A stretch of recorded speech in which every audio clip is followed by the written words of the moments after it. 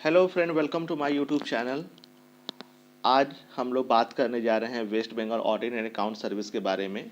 और इस पर बात करने के लिए हमारे साथ जो आज के मेहमान हैं, गेस्ट हैं, वो हैं मेहताब आलम साहब, जो खुद WB audit and account service 2018 crack कर चुके हैं और वर्तमान में एट प्रेजेंट वो panchayat audit and account officer हिसाब से एक ब्लॉक में काम भी करते हैं। तो उनका एक्सपीरियंस कैसा रहा, उनका जर्नी कैसा था, इस जर्नी के बारे में हम लोग बात करेंगे। फिर इस एग्ज़ाम को पास करने का स्ट्रैटेजी क्या होता है, इसके बारे में हम लोग उनसे जानने की कोशिश करेंगे। तो सबसे पहले मेहताब साहब, आपका स्वागत है हमारे इस चैनल पर। और हम बात थैंक यू। करेंगे कि आपका जर्नी का शुरुआत कैसे हुआ, आप किस बैकग्राउंड से आते हैं, आपका एजुकेशनल क्वालिफिकेशन क्या है और किस तरह से इस मकाम पर आए हैं, उसके बारे में थोड़ा सा अपने आप को बताएं। हाँ, गुड इवनिंग एवरीवन। बहुत बहुत शुक्रिया मोहम्मद शकीब सैम सर। सबसे पहले मैं शुरुआत करूंगा कि थोड़ा सा पहले अपना बारे में एक इंट्रोडक्शन बता देता हूं कि मेरा नाम मेहताब आलम है और मैं अभी presently panchayat accounts and audit officer के हिसाब से काम कर रहा हूं Canning two development block south west Pargana में। और अभी 2018 में मैंने west Bengal audit account service qualify किया है, फाइनल सिलेक्शन हो चुका है। और मेरा जो जर्नी रहा है वो मैं बोलूँगा कि मेरा जर्नी जो स्टार्ट हुआ था वो after my graduation from the year 2013 when I have completed my graduation from Umesh Chandra college from BCom honours. And then उसके बाद मुझे लगा कि मुझे इस ऐसी फील्ड में जाना चाहिए जो मेरे सब्जेक्ट से रिलेटेड हो और एक प्रेस्टिजियस, उसके साथ साथ एक प्रेस्टिजियस जॉब भी हो, एक गवर्नमेंट जॉब हो। तो उसके बाद से ही फिर मैंने प्रिपरेशन लेना शुरू कर दिया। मैंने ज़्यादातर सेल्फ स्टडी ही खुद से starting during my very beginning मैंने खुद से ही प्रिपरेशन स्टार्ट किया। उसके बाद मैंने बहुत सारे एग्ज़ाम में अपेयर होने लगा, बहुत सारे एग्ज़ाम में मैंने क्वालिफ़ाई भी किया। बट शुरू में तो पहले बहुत ही मुश्किल लगता था सब कुछ कि एग्ज़ाम में क्वालिफ़ाई नहीं हो पाता था। बट आहिस्ते-आहिस्ते जैसे ही मैंने मेहनत किया और फिर उसके बाद जो जो सबसे पहला मेरा गवर्नमेंट सर्विस था, वो 2017 में मैंने सबसे पहले गवर्नमेंट जॉब क्रैक पाया। वो था LDC लोअर डिवीज़न क्लर्क इन अलीपुर डिस्ट्रिक्ट जज कोर्ट। उसके बाद मैंने 1 साल वहाँ पर एज़ एन LDC काम किया। काम करने के बाद ही मेरी जो कोशिश थी, वो जारी रही, मैं वहाँ पर रुका नहीं। उसके बाद मैंने और उससे भी ऊपर जाने की कोशिश करने लगा। फिर उसके बाद मैंने 2018 में West Bengal panchayat accounts and audit officer के हिसाब से मेरी बहाली हुई। मैं वहाँ पर अभी भी प्रेजेंट मैं वहीं पर ही हूँ। और इसके साथ साथ 2018 में ऑडिट अकाउंट सर्विस भी क्वालिफाई किया मैंने।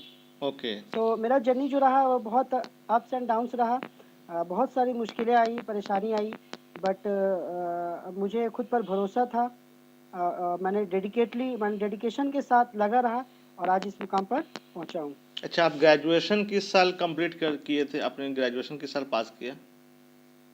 मैंने ग्रेजुएशन 2013 में पास किया। ओके। तो 13 से आप 17 में जॉब हासिल करते हैं, LDC एज ए कोर्ट में आप काम करते हैं, फिर आप पंचायत ऑडिट अकाउंट ऑफिसर बनते हैं। फिर ये जो आपका ऑडिट अकाउंट सर्विस में जो ज्वाइनिंग हुआ है या ज्वाइनिंग होने वाला है या जो एग्ज़ाम क्रैक किए हैं, ये आपका कितना अटेम्प्ट था? ये एक्चुअली में मेरा थर्ड अटेम्प्ट था। पहला अटेम्प्ट जो था मेरा वो 2015 में रिक्रूटमेंट था। बट उसका एग्ज़ाम जो हुआ था वो 16 में हुआ था। तो इस तरह से जो एक जो डिले होता है वो हम लोग जानते हैं ओके। कि जिस साल नोटिफिकेशन निकलता है उसी साल नहीं होता, बल्कि एक प्रोसेस चलता है। अच्छा अच्छा। तो 2015 में मैंने सबसे पहले अपेयर किया West Bengal audit account service में। तो तैयारी के साथ ही अपेयर किया था। बट अनफॉर्चुनेटली इंटरव्यू तक जाने के बाद मेरा फाइनल सिलेक्शन नहीं हुआ। उसके बाद 17 में मैंने दोबारा अटेम्प्ट लिया, दोबारा इंटरव्यू तक गया, नहीं हुआ।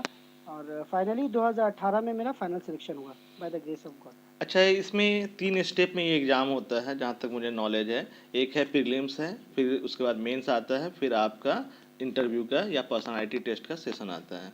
तो प्रीलिम्स कितने नंबर का होता है और कौन कौन से इसमें सब्जेक्ट्स मैटर होते हैं? देखिए, ये जो है 3 स्टेज में ये एग्ज़ाम होता है West Bengal audit account service. और मैं ये बता दूं कि 2015 से 2015 से ये एग्ज़ाम जो है वो कंटिन्यूसली एवरी ईयर हो रहा है, एवरी ईयर निकल रहा है। इनफैक्ट 2020 में भी नोटिफिकेशन आने वाला था, एक इंडिकेटिव एडवर्टाइजमेंट आया था, हम लोगों ने देखा होगा उसको, बट अभी कंप्लीट एडवर्टाइजमेंट नहीं आया है। पीएससी हो सकता है कि इन फ्यूचर वो उसको पब्लिश करे। तो ये जो है वो 3 स्टेज में एग्ज़ाम होता है इसका। पहला होता है जिसको हम लोग बोलते हैं प्रिलिमिनरी एग्ज़ाम, जो कि 200 मार्क्स का होता है। उसके बाद आता है अगर हम वो क्वालिफ़ाई कर जाते हैं, ये होता है क्वालिफ़ाइंग इन नेचर। इसका मार्क्स जो है वो मेंस एग्ज़ाम में और फाइनल सिलेक्शन में ऐड नहीं होता है। इसमें हम लोग को क्वालिफ़ाई करना होता है, तो ये 200 मार्क्स का एमसीक्यू बेस्ड होता है। सेकंड हम लोग अगर देखते हैं तो वो होता है मेंस एग्ज़ाम। मेंस एग्ज़ाम जो होता है वो 800 नंबर का होता है, 800 मार्क्स का, जिसमें से 5 पेपर जो रहता है वो कंपलसरी पेपर जिसको हम लोग बोलते हैं 500 मार्क्स का, 100 marks each in every paper, and 3 जो पेपर रहता है वो 300 नंबर का 300 मार्क्स का, वो भी 100 मार्क्स ईच रहता है, बट उसको हम लोग ऑप्शनल पेपर बोलते हैं। तो हम लोग जब डिटेल सिलेबस में जाएंगे तो देखेंगे कि हम लोग का जो ऑप्शनल पेपर है वो एक ग्रुप पीएससी की तरफ से कर दिया गया है। उस ग्रुप में से एक ग्रुप में 3 सब्जेक्ट हम लोग को दिए जाते हैं, उसमें से हम लोग को कोई भी एक सब्जेक्ट चूज़ करना होता है। जी। तो इस तरह हम लोग को 3 सब्जेक्ट ऑप्शनल एज़ एन सबसे पहले ऑप्शनल हम वो लोग सिलेक्ट थोड़ा-सा करना पड़ता डिस्कस है। कर लेते हैं कि प्रीलिम्स का स्ट्रैटेजी क्या होना चाहिए। प्रीलिम्स में जो टॉपिक है, जैसे प्रीलिम्स में एक है पोर्शन, वो है इंग्लिश का। इंग्लिश 50 नंबर का होता है, तो बहुत सारे स्टूडेंट्स उसमें वीक होते हैं प्रैक्टिस नहीं होने की वजह से। तो इंग्लिश की तैयारी कैसे करें और इसका रोल कितना है पूरा प्रीलिम्स पास करने में? देखिए इंग्लिश का तो बहुत इम्पोर्टेंट रोल है इस सर्विस में। इनफैक्ट एवरी कम्पिटिटिव एग्ज़ाम में हम देखते हैं कि इंग्लिश का एक बहुत बड़ा रोल है।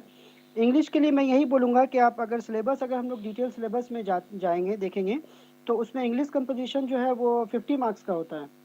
तो इसमें इसके लिए मैं बोलूँगा स्ट्रैटेजी ये होना चाहिए हम लोग को कि इंग्लिश के लिए कोई भी एक लाइक एसपी बख्शी का एक बुक आता है ऑब्जेक्टिव इंग्लिश बोलकर, वहाँ से हम लोग डिफरेंट वोकेबलरी देख सकते हैं। उसमें हम लोग को एंटोनिम्स एंड सिनोनिम्स है, वन वर्ड सब्स्टिट्यूशंस है, उसके बाद इडियम्स एंड फ्रेजेस हैं, ग्रामेटिकल्स एरर्स हैं। ये सब में हम लोग को ध्यान देना पड़ेगा इंग्लिश के लिए। जी। और और इसके अलावा मैं बोलूँगा कि प्रीलिम्स में हम लोग देखेंगे कि ग्रुप बी में जो है वो हम लोग का कॉमर्स का सब्जेक्ट रहता है। बिजनेस मैथ्स एंड स्टैट्स होता है 35 मार्क्स का, एंड अकाउंटेंसी एंड कॉस्टिंग होता है 40 मार्क्स का। मीन्स ये दोनों मिलाकर हम लोग का 75 मार्क्स कवर करता है। ओके। तो मैं ये बोलना चाहूँगा कि जो ऑडिट एंड अकाउंट्स के जो एस्पिरेंट्स हैं जो अपेयर होने जा रहे हैं, वो लोग अपने कॉमर्स सब्जेक्ट को अच्छे से करें, क्योंकि यहाँ से हम लोग का ज़्यादा मार्क्स जो है वो ये कवर कर रहा है कॉमर्स से सिर्फ 75 मार्क्स। जी। तो 75 मार्क्स का ये हो गया और उसके बाद 50 मार्क्स का आपका ये है। तो ओवरऑल अगर एक कितना नंबर लाने से कोई प्रीलिम्स क्वालीफाई कर सकता है? अगर बोला जाए कितना नंबर, तो मेरे हिसाब से जिसको हम लोग सेफ जोन में रहना बोल सकते हैं, तो अगर हम लोग अगर 60% स्कोर अगर करते हैं मार्क्स, लाइक 200 में अगर हम लोग का अगर 120 is a very good marks, तो उसमें तो आराम से ही हम लोग क्वालिफाई कर जाएंगे। बट चूंकि इसमें थोड़ा सा क्वालिफाइंग मार्क्स कम ही रहता है compare to the West Bengal civil services exam. तो अगर कोई 100 अबव मार्क्स लाता है, लाइक अगर 102, 105 या 110 तक आता है, तो I think it is a good marks to qualify for the mains exams. Okay. इसके बाद हम लोग आते हैं कि मेंस कितने नंबर का होता है और मेंस का क्या-क्या सिलेबस है। तो थोड़ा-सा इसके बारे में अगर आप रोशनी डाल सकें कि मेंस का कितना नंबर का पोर्शन है और इसका पोर्शन क्या है, तो थोड़ा-सा हम लोग उसको बेहतर तरीके से समझ सकते हैं। जी बिल्कुल। मेंस एग्ज़ाम जो होता है हम लोग का, वो जैसा कि मैंने पहले भी बताया आपको कि ये 8 पेपर इसमें होते हैं मेंस में, 800 मार्क्स के, जिसमें से 5 कंपल्सरी पेपर होते हैं और 3 ऑप्शनल पेपर होते हैं। 5 कंपल्सरी पेपर में सबसे पहला पेपर जो होता है वो इंग्लिश का होता है, लैंग्वेज पेपर जिसको हम बोलते हैं, इंग्लिश ऐसे, प्रेसी राइटिंग एंड कंपोजिशन। सेकंड होता है बंगाली, हिंदी, उर्दू, नेपाली, संथाली, ऐसे, प्रेसी राइटिंग एंड कंपोजिशन, ये 100 मार्क्स का। Third paper is general knowledge and current affairs. Fourth paper is business maths and statistics, and fifth paper is auditing. ये 5 जो है वो कंपलसरी पेपर है, each paper consisting 100 marks, and total is 500 marks. Again अगर हम लोग दूसरे group में जाए, ऑप्शनल पेपर की जब हम लोग बात करते हैं, तो ऑप्शनल पेपर में एक ग्रुप सिस्टम बना दिया गया है हम लोग को यहाँ पर, और ये 3 ग्रुप है यहाँ पर से 3 ग्रुप में जो पहला ग्रुप है, ग्रुप ए, उसमें से पेपर जो आता है macro economics and public finance, second paper is Indian financial system and third paper is economic principles and Indian economic problems. ये 3 पेपर में से हम लोग को कोई भी एक ऑप्शनल पेपर सिलेक्ट करना होता है। Second group is group B, जिसमें 3 सब्जेक्ट हैं। First one is business regulatory framework, जिसको हम लोग बीआरएफ बोलते हैं। Cost and management accounting second paper and third paper is advance accountancy. Again ये इसी सिस्टम आगे जैसे सिस्टम मैंने बताया कि यहाँ पर भी 3 सब्जेक्ट में से हम लोग को कोई भी एक subject as an optional choose करना पड़ेगा।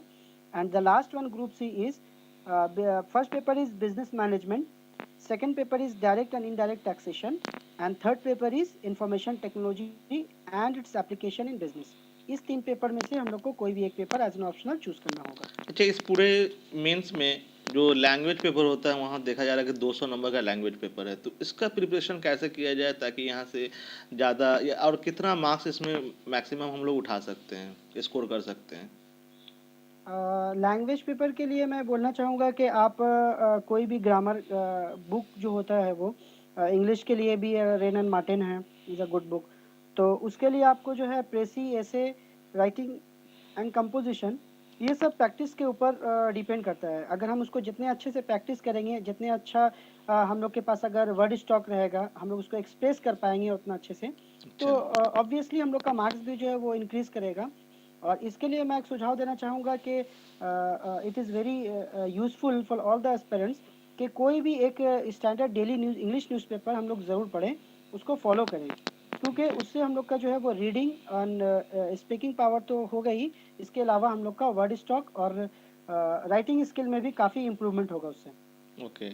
इसके अलावा जो पॉलिटी का सेक्शन आता है और जी करंट अफेयर जीके जो है उसको कैसे कवर किया जाए?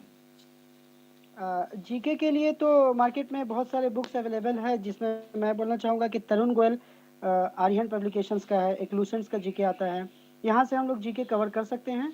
और पॉलिटी के लिए तो Laxmikant, I think it is more than enough. Laxmikant हम लोग बुक फॉलो कर सकते हैं, वहाँ से हम लोग अपना एक जो हम लोग का topic only important for West Bengal audit and account service, उसको हम लोग मार्क करके एक सेपरेट शीट में नोट कर सकते हैं उसको। वो बहुत काम में आएगा हम लोग को। ओके। और रेस्ट ऑफ द जो है आपका जो कॉमर्स जो कोर सब्जेक्ट है उसको या ऑप्शनल का सिलेक्शन किस तरह से करना चाहिए? देखिए, ऑप्शनल का सिलेक्शन जो है वो डिपेंड करता है कैंडिडेट के ऊपर। जैसा मैंने बताया कि अगर कोई किसी कैंडिडेट का अगर प्रैक्टिस में है, उसका प्रैक्टिकल पेपर अच्छा है, तो वो प्रैक्टिकल ले सकता है। जैसे कि इस ग्रुप में मैंने बताया, आपका 2 ग्रुप जो है, ग्रुप बी और ग्रुप सी, सेकंड और थर्ड ग्रुप में, वहाँ पर आपका एक प्रैक्टिकल पेपर है cost and management accounting and third group में आपका है direct and indirect taxations and और आपका सेकंड ग्रुप में था advance accountancy and cost and management accounting. तो इसमें जो है हम देखते हैं कि बहुत से कैंडिडेट ऐसे हैं जो अभी रिसेंटली पास किए हैं ग्रेजुएशन, तो वो लोग प्रैक्टिकल को इजीली ऑप्ट कर सकते हैं क्योंकि वो लोग प्रैक्टिकल अभी प्रैक्टिस में हैं। लेकिन यस। अगर किसी को ये संदेह है या उनको डाउट है कि उनका प्रैक्टिस में नहीं है अभी प्रैक्टिकल पेपर, या उतना अच्छा स्कोर नहीं कर पाएंगे, then they will go for theory paper.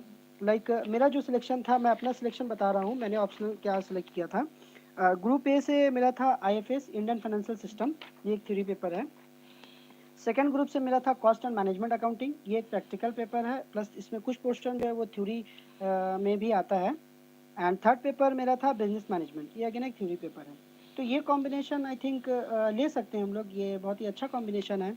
इसके अलावा मैंने जैसा कि बताया कि अगर किसी का प्रैक्टिकल अच्छा है तो वो प्रैक्टिकल की तरफ जा सकते हैं। ऐसे नहीं कि ये ऑप्शनल पेपर मेरा है तो आप लोग भी इसको ले सकते हैं। आप लोग अगर इससे बेहतर भी ऑप्शनल पेपर ले सकते हैं अगर आपका प्रैक्टिस है तो। ओके। अगर इसके लिए अगर मेन से तैयारी के लिए एक अगर बुक लिस्ट कुछ बता सजेस्ट कर सके जो नए एस्पिरेंट्स हैं जिनको आइडियाज़ नहीं है, तो कौन सा बुक आप सजेस्ट करेंगे? देखिए, मेंस के लिए मैं बोलना चाहूँगा कि basically it is commerce based exam. तो हम लोग कॉमर्स में जो तैयारी किए थे हम लोग ने, जो as per CU syllabus, almost वही सब अगर हम लोग प्रिपेयर करें और उसी से अगर हम तैयारी करें तो मोर और लेस वो हम लोग का प्रिपरेशन हो जाएगा। फिर भी अगर बुक की बात जहाँ तक है, तो मैं बुक में कुछ ऑथर का नाम बता सकता हूँ।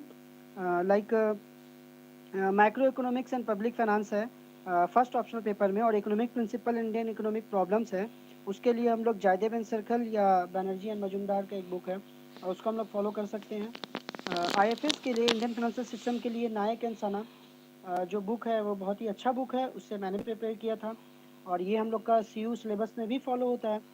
तो again it is a very good book, ये हम लोग प्रेफर कर सकते हैं।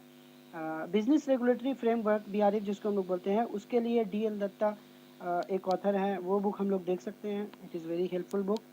कॉस्ट एंड मैनेजमेंट अकाउंटिंग और एडवांस अकाउंटेंसी के लिए बासु एंड दास मैं बोलूँगा कि आप प्रेफर कर सकते हैं उसको। उसमें बहुत सारे प्रैक्टिकल सम्स है, आप उसको सॉल्व कर सकते हैं। और बिजनेस मैनेजमेंट के लिए PLG means PL Gangopadhyay and S के देवनाथ बोल के एक हम लोग का ग्रेजुएशन में भी था, जो कॉमर्स एस्पिरेंट है वो जानते हैं। Principles and practice of management and business communication बोल के एक हम लोग का एक पेपर हुआ करता था कॉमर्स में, अभी भी है। तो वो बुक हम लोग फॉलो कर सकते हैं मैनेजमेंट के लिए। डायरेक्ट एंड इनडायरेक्ट टैक्सेशंस के लिए मुद्रा एंड मुद्रा का बुक इज़ बेस्ट बुक, उसको हम लोग फॉलो कर सकते हैं। और IT and its application in business के लिए ऐसे तो कोई पर्टिकुलर बुक मैं नहीं बोलूँगा। आप बहुत सारे वेबसाइट से नोट्स बना सकते हैं, खुद नोट्स तैयार कर सकते हैं, उसको पढ़ सकते हैं। या सिन्हा एंड सिन्हा का एक बुक आता है, आप वो देख सकते हैं। ठीक है, तो ओवरऑल ये एक बुक की लिस्ट है, but it is an not an exhaustive list, it is an okay. Inclusive list. तो आप इसके अलावा भी बहुत सारे बुक्स है अवेलेबल, बट मेरा ये सुझाव रहेगा, मेरा ये सजेशन रहेगा कि आप लोगों ने ग्रेजुएशन में जो अपना बुक फॉलो किया था सीयू में, आप वो बुक को अच्छे से पढ़ें, उसी से ही आप फॉलो करना फर्दर ज़्यादा कर सकते बेहतर हैं। रहेगा। फॉलो करना अच्छा, ज़्यादा इसमें बेटर रहेगा। प्रीवियस ईयर का जो क्वेश्चन पेपर्स होता है उसका कितना रोल्स है मेंस एग्जाम में? उसका बहुत रोल है। आई थिंक मैं तो यही बोलूँगा कि अगर आप तैयारी करने जा रहे हैं, तो सबसे पहला जो आपका काम रहेगा, आप प्रीवियस क्वेश्चन पेपर को ज़रूर सॉल्व करें, प्रीलिम्स को भी और मेंस को भी। दोनों पेपर आप देखें, किस तरह के क्वेश्चन आए हैं, पैटर्न्स क्या है, आप उसी को बेस्ड करके आप तैयारी शुरू करें। वो आपको मेंस एग्ज़ाम में बहुत हेल्पफुल होगा उससे। ओके। इसके बाद हम लोग आते हैं कि एक बड़ा इम्पोर्टेंट सवाल आता है स्टूडेंट्स के जेहन में, एस्पिरेंट्स के, कि कितना नंबर स्कोर करने से हम मेंस पास कर पाएंगे, या प्रीलिम्स अगर है तो हुँ। प्रीलिम्स में जैसे आप बात कर रहे थे कि 55% स्कोर करना मोटा मोटी इसी के आसपास कट ऑफ रहता है। तो मेंस का कट ऑफ कितना हो जाता है, इसका हिस्ट्री क्या है, और कितना स्कोर करना सेफ रहेगा, आपने कितना कोशिश किया था? अच्छा, देखिए कोशिश तो ये रहेगा कि हम ज़्यादा से ज़्यादा स्कोर कर पाएँ, ज़्यादा से ज़्यादा अटेम्प्ट कर पाएँ, क्योंकि कभी-कभी ऐसा होता है कि अगर वैकेंसी कम है, तो वहाँ देखा जाता है कि कट ऑफ बहुत ज़्यादा हाई चले जाता है। जिसके बेसिस में ये होता है कि बहुत सारे जो सीरियस कैंडिडेट हैं, जिनको लगता है कि हम क्वालीफ़ाई कर जाएँगे, लेकिन कई बार ऐसा भी हुआ कि वो लोग भी क्वालीफ़ाई नहीं कर पाते हैं।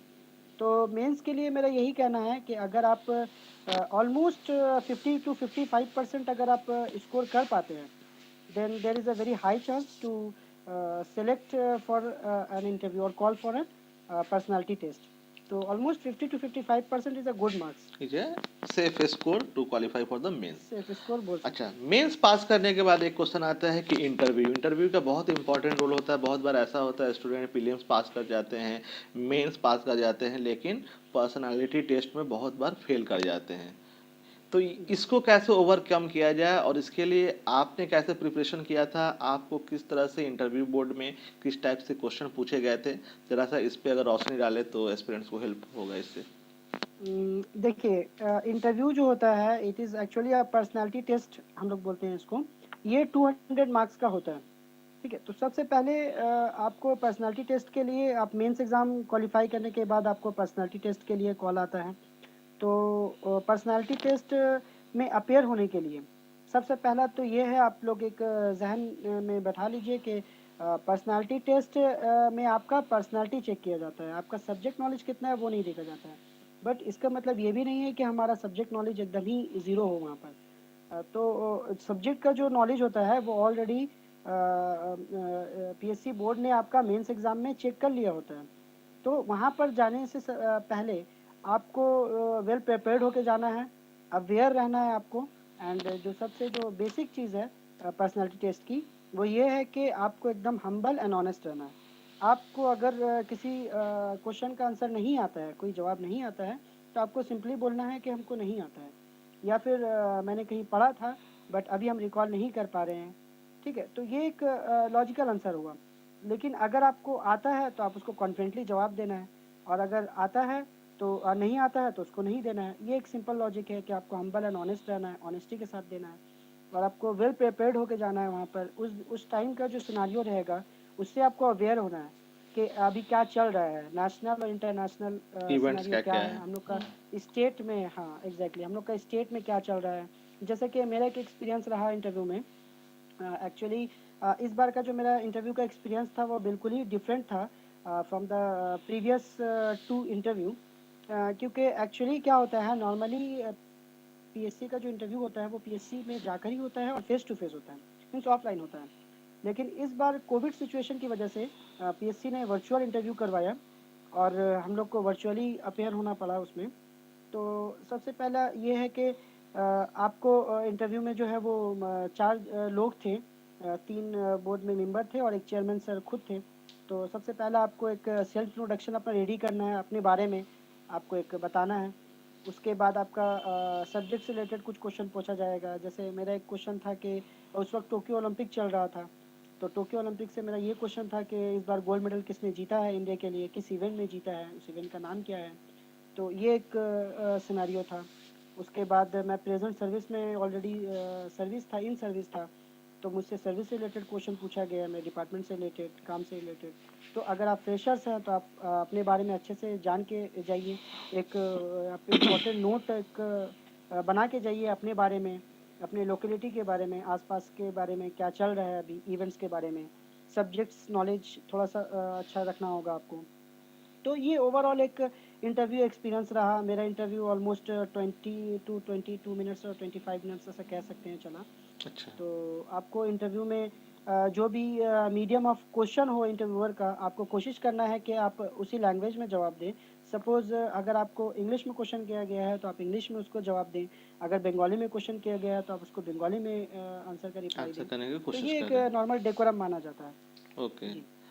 अच्छा, इसके अलावा एक क्वेश्चन ये होता है, हम लोग देखते हैं इंटरव्यू में, अच्छा, ओवरऑल टोटल प्रीलिम्स में तो क्वालिफाइंग होता है, मेंस और इंटरव्यू ये दोनों मिलाकर कितना नंबर स्कोर करने पे क्वालिफाई होता है, या कट ऑफ कितना जाता है इसका? अच्छा, इसका देखा जाए कि अगर जैसे हम लोग कट ऑफ की बात करें कि लास्ट ईयर भी कट ऑफ जो है वो 50 to 53% के आसपास था, इंक्लूडिंग मेंस एंड इंटरव्यू। मतलब हम लोग का जो फाइनल सिलेक्शन होता है, वो जो फाइनल पैनल बनता है वो आपका मेंस का मार्क्स 800 प्लस 200 आपका पर्सनालिटी टेस्ट का मार्क्स, मतलब 1000 में जो है वो आपका फाइनल मेरिट लिस्ट बनता है। तो आई थिंक मेरे हिसाब से अगर आप सेफेस्ट अगर स्कोर अगर बोला जाए की बात की जाए, तो आपका 50 to 55% अगर आप रखते हैं तो it is very good, it is very high chance to select. आपका सिलेक्शन जो है वो बहुत काफ़ी हद तक पॉजिटिव हो जाता है। ओके। और एक चीज़ पूछना चाहूँगा कि प्रीलिम्स के बाद मेंस कितने, प्रीलिम्स एग्जाम के बाद जो रिजल्ट होता है उसके बाद मेंस कितने दिनों के बाद होता है, और मेंस के बाद इंटरव्यू कितने दिन, तो ये टोटल पीरियड कितने दिनों का होता है? देखिए ये पूरा पीरियड जो चलता है एक्चुअली ये तो एक साल में ही कंप्लीट हो जाना चाहिए, बेहतर होता है। बट जैसा कि हम लोग जानते हैं कि एक बहुत लेंदी प्रोसेस है, बहुत सारे काम होते हैं इसमें बीच में। तो ये ऑलमोस्ट आपका 2 से ढाई साल तक का पूरा पीरियड लग जाता है।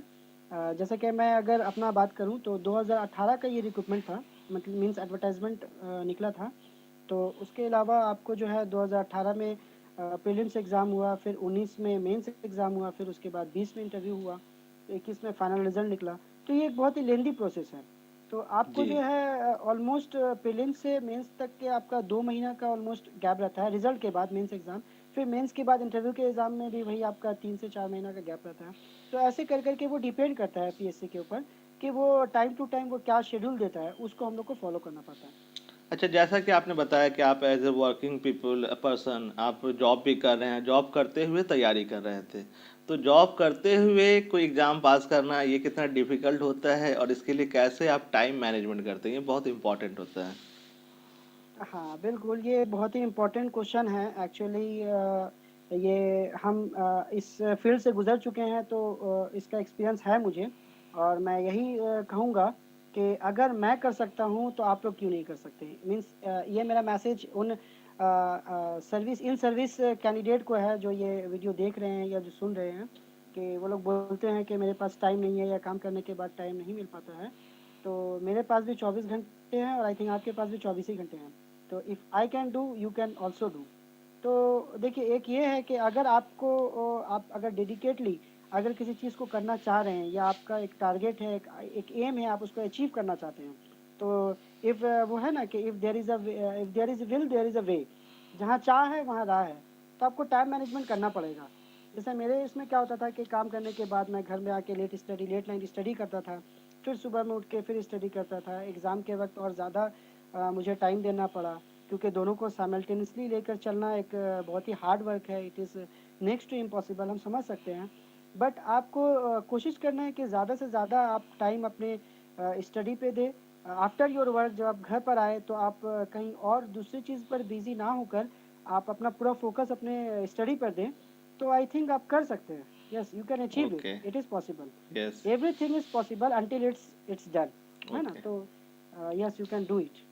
You have to manage it. अच्छा, एक स्टूडेंट्स को, एक एस्पिरेंट्स को ये कॉम्पिटिटिव एग्ज़ाम जो है पास करना बड़ा डिफ़िकल्ट होता है, तो कितनी देर पढ़ाई करना चाहिए? बहुत सारे लोग होते हैं कि वो सोचते हैं कि 10 घंटा पढ़ाई करने से पास कर जाएँगे, कुछ लोग सोचते हैं कि ये 2 घंटा पढ़ने से ही पास कर जाएँगे। तो आपको क्या लगता है? आप क्या सजेस्ट करेंगे? कितनी देर पढ़ाई करना चाहिए? देखिए, ये ऐसा है, ये कोई हार्ड एंड फास्ट रूल नहीं है कि हम 10 घंटा पढ़े या 8 घंटा पढ़े तभी मेरा क्वालीफाई होगा। आप अगर आप सीरियसली अगर पढ़ रहे हैं, अगर आप 3 से 4 घंटा भी पढ़ रहे हैं या 4 से 5 घंटा भी डेली अगर पढ़ रहे हैं, लेकिन आप कितना फ़ोकस्ड होकर पढ़ रहे हैं, वो कितना ध्यान से पढ़ रहे हैं, वो चीज़ मैटर करता है। अगर हम 1 घंटा ही अगर एक सब्जेक्ट को पढ़ रहे हैं, तो हम उसको कंटिन्यूअसली पढ़ रहे हैं कि नहीं, ये चीज़ मोर इम्पोर्टेंट है than we are studying for 8 hours and 10 hours. ये सब सिर्फ़ कहने वाली बात है। ये दिल को बहलाने वाली बात है। अगर आप 1 घंटा, 2 घंटा या 3 घंटा भी अगर अच्छे से पढ़ेंगे और फ़ोकस के साथ पढ़ेंगे, तो वो ज़्यादा हेल्पफुल होगा। जी, बिल्कुल सही कहा आपने, फ़ोकस बहुत ज़रूरी है पढ़ाई में।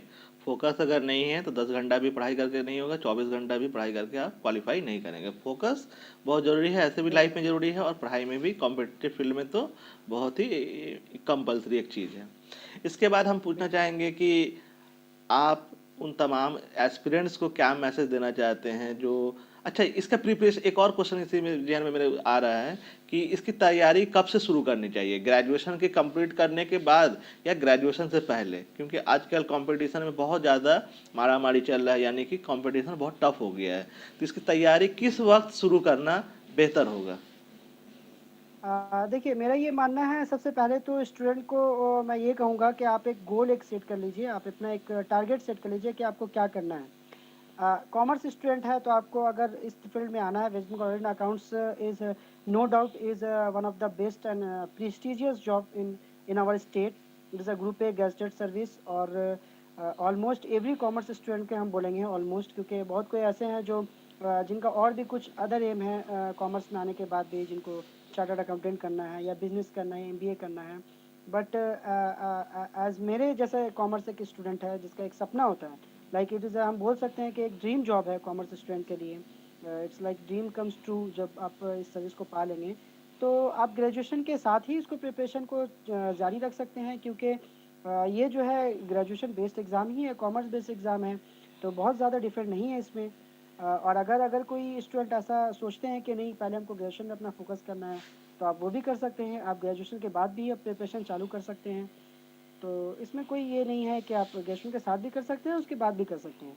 It's okay. No problem. आप लास्ट में, हम अंतिम पड़ाव में आ चुके हैं अपने इस सेशन के। तो आप इन जो एस्पिरेंट्स हैं, जो तैयारी कर रहे हैं, जो स्ट्रगल कर रहे हैं लाइफ में, एक डिफ़िकल्ट सिचुएशन से वो जूझ रहे हैं, तो उनको आप क्या मैसेज देना चाहते हैं? और आपका जो फाइनल मैसेज होगा उन एस्पिरेंट्स को, या आप अपने सक्सेस को डेडिकेट करते हैं, इसमें आपके पेरेंट्स का क्या रोल था, उसके बारे में भी थोड़ा अगर बताएं तो ज़्यादा अच्छा होगा, ताकि जी, जी, जी। लोग समझ सके इसके बारे में। जी, जी, बिल्कुल। देखिए, मेरा स्ट्रगल का ऐसा है कि लाइफ़ में बहुत सारे अप्स एंड डाउन्स आए हैं और इनफैक्ट सभी के लाइफ़ में आते हैं, क्योंकि बेसिकली हम लोग मिडिल क्लास फैमिली से बिलॉन्ग करते हैं और ये बहुत ज़रूरी होता है कि एजुकेशन हम लोग हासिल करें इसके साथ ही, क्योंकि एजुकेशन ही एकमात्र एक ऐसा ज़रिया है जिसके ज़रिए हम अपनी किस्मत को बदल सकते हैं, अपने फ्यूचर को बदल सकते हैं। तो एजुकेशन के माध्यम से ही मैं ये कहना चाहूँगा कि आप लोग सपने देखें। हमारे एपीजे कलाम सर ने जैसा कहा था कि सपना वो नहीं है जो हम लोग नींद में देखते हैं, बल्कि ड्रीम वो है कि हम लोग को सोने ना दे।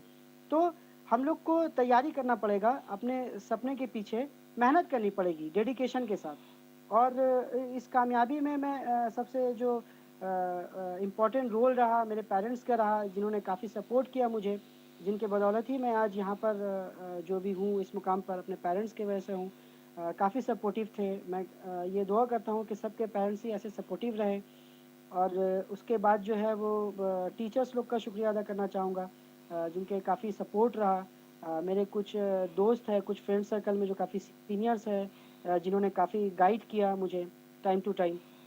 तो ओवरऑल जो है आपको एक ऐसा सोसाइटी मिलता है, जब आप तैयारी करते हैं किसी चीज़ में, जब आप लग जाते हैं मेहनत से, लगन से, तो वो चीज़ आपको ज़रूर मिलती है।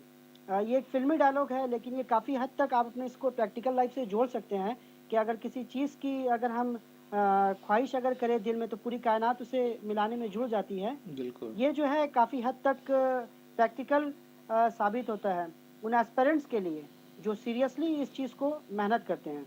तो मैं यही पैगाम देना चाहूँगा जो मेरे दर्शक जो सुन रहे हैं, कि hard work, perseverance, patience and believe in yourself is the mantra for success in your life। आपको हार्ड वर्क करना है, चाहे किसी भी हाल में हो, आपको हार नहीं मानना है। फेलियर तो आएँगे, लाइफ में अप्स एंड डाउन्स आएँगे, बट फेलियर हम लोग को और भी ज़्यादा मजबूत बना देते हैं हमारे टारगेट अचीव करने के राह पे। हम लोग और भी करीब आ जाते हैं। क्योंकि देखिए, अगर मेरे लाइफ में अगर फेलियर नहीं होता, शायद मैं आज यहाँ पर नहीं होता। क्योंकि फेलियर के माने ये नहीं कि हम गिर गए, फेलियर के माने ये होता है कि गिरने के बाद दोबारा हम लोग जब उठेंगे तो और भी ज़्यादा स्ट्रेंथ के साथ उठेंगे, ज़्यादा पॉजिटिविटी के साथ उठेंगे, और इंशाल्लाह सक्सेस ज़रूर हम लोग को कामयाबी हाँ सर, हासिल होगी। आप अपना एक शेर सुनाना चाह रहे थे, वो सुना देते तो बहुत अच्छा होता है। अच्छा, हाँ, वो एक शेर है कि वो बहुत ही पसंदीदा शेर है और बहुत ही करीब है मेरे दिल के। वो कहते हैं कि मंज़िलें उन्हीं को मिलती है जिनके सपनों में जान होती है। मंज़िलें उन्हीं को मिलती है जिनके सपनों में जान होती है, और परों से कुछ नहीं होता, हौसलों से उड़ान होती है। तो मैं यही कहना चाहूँगा कि आप लोग भी अपना हौसला रखें, हौसला नहीं हारें। इंशाअल्लाह अगर हम कर सकते हैं तो आप लोग भी कर सकते हैं। मैं यही शुभकामनाएँ आप लोग के साथ हैं। मैं शुक्रिया अदा करना चाहूँगा हमारे मोहम्मद सकीब शहीन सर का, जिन्होंने एक कितना अच्छा एक प्लेटफ़ॉर्म ऑर्गेनाइज़ किया, जिनके दिमाग में ये आया कि एक ऐसा कुछ किया जाए, जिससे हमारे आने वाले जो एस्पिरेंट्स हैं, स्पेशली जो West Bengal Indian account service में आना चाहते हैं इस सर्विस में, तो उन लोग के लिए कुछ हेल्प हो सके। तो आई थिंक मेरे हिसाब से ये एक बहुत अच्छा आइडिया है, और ये जो सिलसिला है, ये जो इसको हम लोग आगे भी कंटिन्यू रखेंगे in different point of view, in different prospectus. और बस आप लोग का सपोर्ट और आप लोग के जो है बेस्ट विशेस मेरी आप लोग के साथ हैं। Best of luck all of you जो ये तैयारी कर रहे हैं। Thank you Mehta for giving your time and for kind words for me. And हौसलों से उड़ान होती है, हौसला रखिए बिल्कुल। और एग्ज़ाम की तैयारी कीजिए।